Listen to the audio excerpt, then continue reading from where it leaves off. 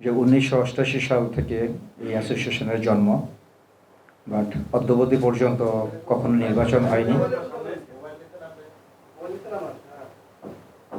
হ্যাঁ, ১৯৮৮ সাল থেকে আমাদের এই বাংলাদেশ ইন্স্যুরেন্স অ্যাসোসিয়েশনের জন্ম, বাট কখনো এটা নির্বাচন হয়নি।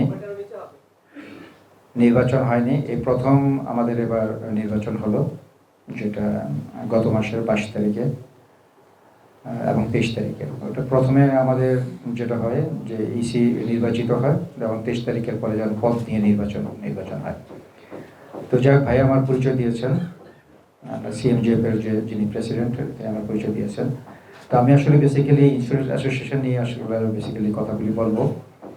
তো আমি যদিও আসলে সময় পাইনি, আজকে আমাদের একটা অন্য প্রোগ্রাম আছে আমাদের এই অ্যাসোসিয়েশনের, যার জন্য হয়তো আমি যদি কিছু তথ্য দিয়ে আপনাদের সাথে কথা বলতে পারতাম তাহলে হয়তো আমাদের এই সেক্টরের জন্য ভালো হতো, আপনাদের হয়তো যে তথ্যগুলি সরবরাহ হলো আপনাদের জন্য হয়তো ভালো হতো, সেটা হয়তো প্রচার করার জন্য। তবে আমি কিছু একটু বলি। বিসমিল্লাহির রহমানির রহিম। সম্মানিত ক্যাপিটাল মার্কেট জার্নালিস্ট ফোরামের সদস্যবৃন্দ, গণ্যমান্য অতিথিবৃন্দ, সম্মানিত সহকর্মী, ইন্স্যুরেন্স অ্যাসোসিয়েশনের বিশিষ্ট সদস্য এবং আমার সাংবাদিক ভাইয়েরা, আসসালামু আলাইকুম। আপনাদের সকলকে আন্তরিক শুভেচ্ছা দিয়ে এবং রমজানের পবিত্রতা রক্ষা করার আহ্বান জানিয়ে আমি আমার বক্তব্য শুরু করছি। আজ বাংলাদেশ ইন্স্যুরেন্স অ্যাসোসিয়েশনের নবনির্বাচিত সভাপতি হিসাবে আপনাদের সামনে দাঁড়ানো আমার জন্য এক পরম সম্মান ও গৌরবের বিষয়। আমি সিএমজিএফের সকল সদস্যের প্রতি আন্তরিক কৃতজ্ঞতা প্রকাশ করছি, যারা আর্থিক ও পুঁজিবাজার সংক্রান্ত সংবাদ প্রচারে নিরলস প্রচেষ্টা চালিয়ে যাচ্ছেন। আপনাদের ভূমিকা জনমত গঠনে, স্বচ্ছতা নিশ্চিতকরণে এবং আর্থিক সচেতনতা বৃদ্ধিতে অত্যন্ত গুরুত্বপূর্ণ, যা আমাদের অর্থনীতির উন্নয়নে ব্যাপক অবদান রাখছে। এছাড়াও আমি ইন্স্যুরেন্স শিল্পের বিকাশে গুরুত্বপূর্ণ ভূমিকা রাখা সকল স্টেক হোল্ডার, বীমা প্রতিষ্ঠান, নিয়ন্ত্রক সংস্থা, নীতি নির্ধারক, আর্থিক বিশ্লেষক ও সাংবাদিকদের প্রতি আন্তরিক ধন্যবাদ ও কৃতজ্ঞতা প্রকাশ করছি। আসলে ইতিহাসের দিকে তাকালে বাংলাদেশ ইন্স্যুরেন্স খাতের এক অসাধারণ পরিবর্তনের সাক্ষী আমরা। ১৯৭২ সালে জাতীয়করণ, ১৯৭৩ সালে ইন্স্যুরেন্স কর্পোরেশন আইন অনুযায়ী পুনর্গঠন এবং ১৯৮৪ সালে বেসরকারি ইন্স্যুরেন্স কোম্পানিগুলির অন্তর্ভুক্তিকরণ, প্রতিটি ধাপ এই খাতকে বর্তমানে অবস্থানে পৌঁছে দিয়েছে। বর্তমানে আমাদের দেশে ৮০টি ইন্স্যুরেন্স কোম্পানি রয়েছে, যার মধ্যে ৩৫টি জীবন বীমা এবং ৪৫টি সাধারণ বীমা প্রতিষ্ঠান, যারা সম্মিলিতভাবে প্রায় 1.89 কোটি ব্যক্তিকে বীমার আওতায় এনেছে। কিন্তু এত অগ্রগতির পরেও বাংলাদেশে ইন্স্যুরেন্সের প্রবেশের হার মাত্র 0.৫%, যা আন্তর্জাতিক মানের তুলনায় অনেক কম। এবং আমাদের প্রতিবেশী দেশ ভারত, যেখানে তাদের এই ইন্স্যুরেন্স সেক্টর আছে 4.0%, শ্রীলঙ্কা আছে 1.2% এবং পাকিস্তানে 0.8%, তুলনাও আমরা পিছিয়ে আছি। বাংলাদেশ ইন্স্যুরেন্স অ্যাসোসিয়েশনে দেশের বীমা শিল্পের একমাত্র শীর্ষ সংগঠন। সংগঠনটি জন্মলগ্ন থেকে বীমা শিল্পের উন্নয়নে কাজ করে যাচ্ছে। বর্তমানে আমাদের যেই ইন্স্যুরেন্স সেক্টর নিয়ে আমরা কাজ করছি, সেটা আপনার এই জনগণের জীবন ও সম্পদের ঝুঁকি আবৃত করে সেবা প্রদান করে আসছি আমরা। আমাদের দেশের মোট জিডিপির তুলনায় বীমার পেনিট্রেশনের হার অত্যন্ত কম, এমনকি পার্শ্ববর্তী দেশসমূহ থেকে অনেক কম। আমাদের বীমা খাত বর্তমানে বিভিন্ন চ্যালেঞ্জের সম্মুখীন, যেমন কোভিড-19 পরবর্তী রাশিয়া ইউক্রেন যুদ্ধ, গাজা ইসরায়েলের আগ্রাসন, ডলারের অস্বাভাবিক মূল্য বৃদ্ধি, বিশ্বব্যাপী মুদ্রাস্ফীতি, তেলের অস্বাভাবিক মূল্য বৃদ্ধি, দেশের অর্থনৈতিক অস্থিরতা, বৈদেশিক মুদ্রার নেতিবাচক রিজার্ভ, রাজনৈতিক অচলাবস্থা ইত্যাদি কারণে বাংলাদেশের বীমা শিল্পের কাঙ্ক্ষিত উন্নয়ন সম্ভব হয়নি। তাছাড়া আপনারা জানেন যে বিগত আমরা বেশ কিছুদিন যাবত মানে অনেক বছর যাবতই আমরা কি অবস্থা ছিলাম সেটা আপনারা সবাই প্রত্যক্ষ। এত কিছুর যেই গণতন্ত্র হরণের ব্যাপার আমরা যেটা বলি, যেটা অর্থনৈতিক লুটপাটের কথা বলি, তার একটা যে এটা বিকাশ ঘটেছে, যেটাকে আমাদের এই আগস্টের মাধ্যমে, সেটা আপনারা সবাই অবগত। যার জন্য কিন্তু আমরা এই সেক্টর কিন্তু যে একটা প্রচার প্রকাশনা বা বিকাশ ঘটাবো, সেখানেও কিন্তু আমরা কুক্ষিগত হয়েছিলাম। আপনারা সবাই আপনার এই ব্যাপারে অবগত। আচ্ছা, এই অবস্থা থেকে উত্তরণের জন্য বাংলাদেশ ইন্স্যুরেন্স নিরলসভাবে কাজ করে যাচ্ছে। বিভিন্ন প্রতিকূল অবস্থার মধ্য থেকেও বাংলাদেশের বীমা কোম্পানিগুলি, জীবন বীমা খাতে প্রাইভেট বীমা কোম্পানিগুলি উপার্জিত প্রিমিয়াম আয়ের পরিমাণ ছিল 2023 সালে 1,14,835 টাকা। বেসরকারি জীবন বীমা খাতের লাইফ ফান্ড 2023 সালে 3,21,530 টাকা। বেসরকারি জীবন বীমা খাতে 2023 সালে বিনিয়োগ 3,68,536 টাকা। বেসরকারি খাতে জীবন বীমা কোম্পানির মোট সম্পদ 2023 সালে 4,42,203 টাকা। নন লাইফ বীমা খাতে মোট প্রিমিয়াম আয়ের পরিমাণ 2023 সালে ছিল 42,351 টাকা। নন লাইফ বীমা কোম্পানি 2023 সালে সম্পদের পরিমাণ 1,16,474 টাকা। নন লাইফ বীমা খাতে 2023 সালে বিনিয়োগ 57,720 টাকা। আমাদের আসলে এই সেক্টরে যেটা আমাদের চ্যালেঞ্জ এবং আমরা যে সম্ভাবনা রয়েছে সেটা নিয়ে আমি কিছু কথা বলছি। বাংলাদেশের অর্থনীতি দ্রুত বৃদ্ধি পাচ্ছে শিল্পায়ন, মাথাপিছু আয় বৃদ্ধি এবং গড় আয়ু বৃদ্ধির ফলে। তবে আমাদের ইন্স্যুরেন্স শিল্প এখনও তার পূর্ণ সম্ভাবনা অর্জন করতে পারেনি।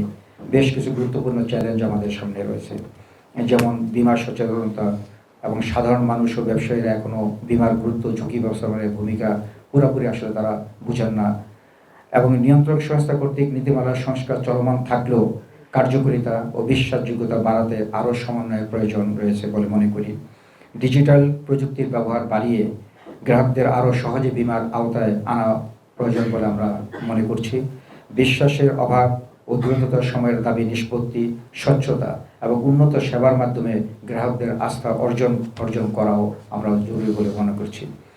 তাছাড়া বীমার প্রতি জনগণের আস্থা বৃদ্ধি, সময় মতো সকল প্রকার দাবি পরিশোধ, এনজিও কর্তৃক বীমা করার অধিকার রহিতকরণ, ব্যাংকের ঋণ গ্রহীতার জীবন বীমা পলিসি গ্রহণ বাধ্যতামূলক করার প্রস্তাব, বীমা শিল্পের জন্য প্রয়োজনীয় বিধান প্রণয়ন, ভ্যাট ট্যাক্স সংক্রান্ত সমস্যাগুলির সমাধান, মোটর ইন্স্যুরেন্স বাধ্যতামূলককরণ, বেসরকারি খাতে পুনঃবীমা কোম্পানি গঠন, জাতীয় রাজস্ব বোর্ডের সাথে ভ্যাট, দ্বৈত কর ও কর হার হ্রাসকরণের বিষয়ে সিদ্ধান্ত গ্রহণ, বিভিন্ন সরকারি ও বেসরকারি স্থাবর ও অস্থাবর সম্পত্তির বীমা করা বাধ্যতামূলককরণ বলে আমরা চ্যালেঞ্জ বলে মোকাবেলা করছি যে এটা নিয়ে আমরা আসলে যদি কাজ করি তাহলে এই ক্ষেত্রে আমাদের অর্থনৈতিক প্রবৃদ্ধি সহ এই সেক্টরটা একটা উন্নত একটা জায়গায় যাবে বলে আমরা বিশ্বাস করি।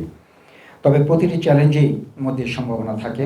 নতুন উদ্ভাবন, নীতিমালা সংস্কার ও কৌশলগত অংশীদারিত্ব কাজে লাগিয়ে আমরা বাংলাদেশের ইন্স্যুরেন্স শিল্পের প্রকৃত সম্ভাবনাকে বাস্তবায়ন করতে পারবো ইনশাআল্লাহ। আমি মনে করি বাংলাদেশ ইন্স্যুরেন্সের উন্নয়ন পরিকল্পনার 5টি মূল লক্ষ্যকে কেন্দ্র করে আমি আমার একটা আপাতত প্ল্যান করছি। যেহেতু আপনারা জানেন যে এই সেক্টরে বিভিন্ন সময়ে বিগত দিনে যে কুক্ষিগত করে রাখা হয়েছিল এই সেক্টরে আসলে আমাদের এমনি উন্নত করা যায়নি। তো আমরা কিছু কাজ করতে চাচ্ছি। সেটা আমাদের প্রধান যে সচেতনতা বৃদ্ধি ও আস্থা অর্জন ও ইন্স্যুরেন্সের গুরুত্ব সম্পর্কে জনগণকে জানাতে দেশব্যাপী প্রচার অভিযান চালানো এবং এই ক্ষেত্রে আপনাদের সহযোগিতা আমরা অত্যন্ত আশা করছি যে আপনারা এই সেক্টরে আপনারা চরম ভূমিকা রাখবেন। নীতিমালা ও নিয়ন্ত্রণ কাঠামো শক্তিশালীকরণ এবং নীতি নির্ধারকদের সঙ্গে সহযোগিতা করে ব্যবসা বান্ধব ও কার্যকর নীতিমালা তৈরিকরণ, আধুনিক প্রযুক্তির মাধ্যমে গ্রাহকদের বীমা সেবা আরও সহজলভ্য কীভাবে করা যায় সে লক্ষ্যে কাজ করা, বাজার সম্প্রসারণ ও স্বল্প আয়ের জনগোষ্ঠীর জন্য সাশ্রয়ী বীমা পণ্য তৈরি কীভাবে করা যায় সে লক্ষ্যে কাজ করা, শিল্পের সহযোগিতা বৃদ্ধি ও ব্যাংক, পুঁজিবাজার এবং গণমাধ্যমের সঙ্গে অংশীদারিত্ব করে সমন্বিত আর্থিক কাঠামো গড়ে তোলা। ইন্স্যুরেন্স খাতের বিকাশে আসলে গণমাধ্যমের ভূমিকা অত্যন্ত বিশেষ জরুরি এবং প্রয়োজনীয় মনে করি এবং এটা আপনারা বিশেষ ভূমিকা রাখতে পারবেন বলে আমরা বিশ্বাস করি এবং গণমাধ্যমে ইন্স্যুরেন্স সম্পর্কে জনমত গঠনে অত্যন্ত গুরুত্বপূর্ণ ভূমিকা পালন করে। সিএমজবের মতো প্ল্যাটফর্ম পুঁজিবাজার এবং আর্থিক খাতের সংবাদ প্রচারের মাধ্যমে গুরুত্বপূর্ণ অবদান রেখে চলছে। আমি বিশ্বাস করি যে ইন্স্যুরেন্স খাত ও আর্থিক সাংবাদিকতার মাধ্যমে আরও দৃঢ় সহযোগিতা জনগণের সচেতনতা বৃদ্ধিতে সহায়ক ভূমিকা রাখবে। আপনারা সাংবাদিকরা বীমা সম্পর্কে আচরণ, জনগণের আচরণ পরিবর্তন, বিনিয়োগকারীদের আস্থা বৃদ্ধি এবং আর্থিক শিক্ষা সম্প্রসারণে অত্যন্ত শক্তিশালী ভূমিকা পালন করতে পারেন বলে আমরা বিশ্বাস করি। আমি আপনাদের সঙ্গে আরও ঘনিষ্ঠভাবে কাজ করার জন্য উন্মুখ, যেন আমরা বীমা শিল্পকে আরও গ্রহণযোগ্য ও স্বচ্ছ করে তুলতে পারি। সম্মানিত উপস্থিত বৃন্দ, সাংবাদিক ভাইরা, একটি শক্তিশালী, স্থিতিশীল এবং অন্তর্ভুক্তিমূলক ইন্স্যুরেন্স খাত গড়ে তোলার যাত্রা মাত্র শুরু হয়েছে। নিয়ন্ত্রক সংস্থা, নীতি নির্ধারক এবং গণমাধ্যমের সম্মিলিত প্রচেষ্টার মাধ্যমে আমরা বাংলাদেশ ইন্স্যুরেন্স শিল্পকে অর্থনীতির জন্য একটি প্রবৃদ্ধিবর্ধক শক্তিতে রূপান্তরিত করবো ইনশাল্লাহ। আমি সিএমজিএফের প্রতি কৃতজ্ঞতা প্রকাশ করছি এই সুযোগ দেওয়ার জন্য, এবং আগামী দিনে আপনাদের সঙ্গে আরও ঘনিষ্ঠভাবে কাজ করার প্রত্যাশা রাখছি। আসুন বাংলাদেশের ইন্স্যুরেন্স খাতের উজ্জ্বল ভবিষ্যৎ গ্রহণ করি, আমরা গড়ে তুলি। এবং আপনাদের সাংবাদিক ভাইদের কাছে আমার অত্যন্ত অনুরোধ থাকবে যে আমরা এই শিল্পকে যেন একটা উন্নত শিল্পের জায়গায় আমরা নিয়ে যেতে পারি, এবং এখানে অর্থনৈতিক প্রবৃদ্ধির দিকে এই খাতকে যেন একটা শক্তিশালী খাত তৈরি করতে পারি। এবং সেই ক্ষেত্রে আপনাদের ভূমিকা কিন্তু অত্যন্ত জরুরি। কারণ আমরা ধরেন বিভিন্ন ফোরামে হয়তো একটা কথা বলার সুযোগ পাই, কিন্তু আপনাদের যে লেখনী, আপনাদের যে প্রকাশ, তার মাধ্যমে কিন্তু আমরা দেশব্যাপী বিশ্বব্যাপী কিন্তু আমাদের এই খাতকে কিন্তু আমরা নিয়ে যেতে পারি। আপনারা যদি, আমি যেই কথাগুলি বলতে চেয়েছিলাম, যদি আমরা জনগণের ভিতরে যদি সচেতনতা বৃদ্ধি করতে পারি, আমরা যদি যেই আমাদের দুর্বলতা আছে, যে আমাদের নীতিমালার ভিতরে যে কাঠামোগতভাবে যে নীতিমালাগুলি প্রবলেম আছে, সেইগুলি নিয়ে যদি আমাদের যেই সংস্থা যাদের আন্ডার আমরা কাজ করি, সেখানে যদি আমরা সেটাকে আরও উন্নত করতে পারি। আমরা কাউকে আসলে মুখাপেক্ষি করতে চাচ্ছি না। যদি ধরেন এই তাদেরকে এবং আমাদের মাধ্যমে যদি আমরা সমন্বয় করে যদি এই কাজ করি, তাহলে কিন্তু আমরা এটাকে একটা লক্ষ্যে পৌঁছতে পারবো। একদিনে হয়তো সম্ভব হবে না, কিন্তু আমরা শুরুটা করলে ইনশাল্লাহ আমরা একটা জায়গায় ইনশাল্লাহ পৌঁছতে পারবো।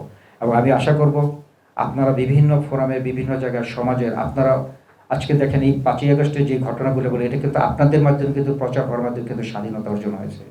আমরা নতুন করে গণতন্ত্র দেখেছি, স্বাধীনতা, এবং সেটার কিন্তু মূল কিন্তু আপনারা দাবিদার, আপনারা সেই ভূমিকা তুলেছেন। এবং আমরা বিশ্বাস করি যদি অর্থনৈতিক খাতকে, যেহেতু সিএমজিএফ কাজ করছে, সেক্ষেত্রে যদি এটাও নিয়ে যদি তারা আমাদের এই খাতটাকে, যেমন সারা পৃথিবীর তুলনা আমরা কিন্তু অনেক একটা বাজে অবস্থানে আছি।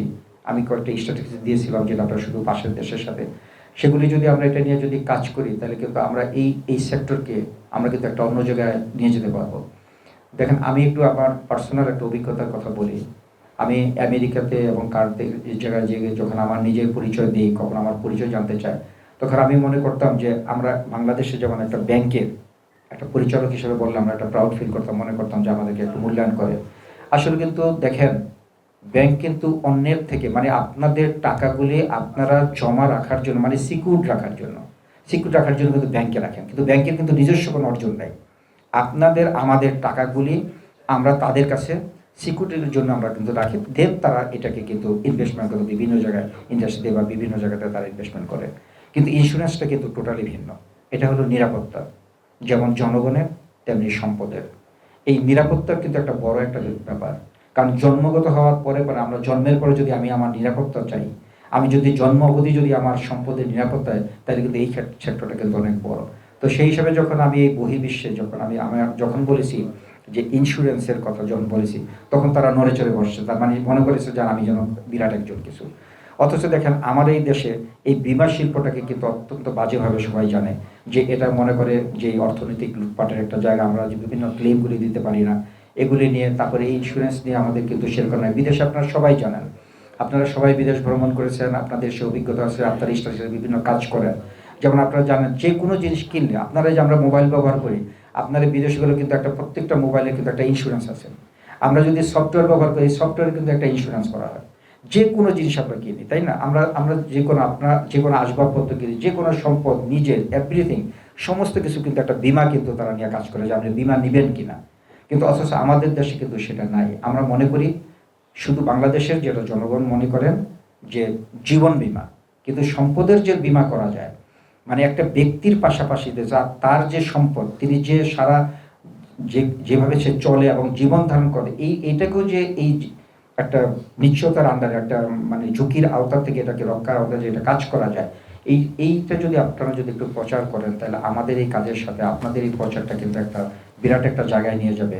আমাদের বাংলাদেশ একটা সম্ভাবনা দেশ, আমি বিশ্বাস করি, এবং আপনাদের মাধ্যমে এটা নিয়ে কাজ করবে। আপনাদের কাছে আমার জোর হাত ধরে অনুরোধ যে আপনারা এই সেক্টর নিয়ে একটু কাজ করেন, আমাদের এই কথাগুলি আপনারা তুলে ধরেন। এই কেন বিমা কেন করা উচিত, বিমার প্রয়োজনীয়তাটা কি, এবং বিমার দুর্বলতার যেটা থাকবে, এবং সেখানে যদি ধরেন আমাদের সাথে সরকারের যে সংস্থাগুলি আছে, তাদের সাথে যে নীতিমালার যদি কোনো সমন্বয়ের যদি প্রবলেম থাকে, সেটা নিয়ে যেন আমরা কাজ করতে পারি, সেটা নিয়ে আপনারা একটু যদি লেখালেখি করেন, তাহলে অনেক অনেক ভালো হবে।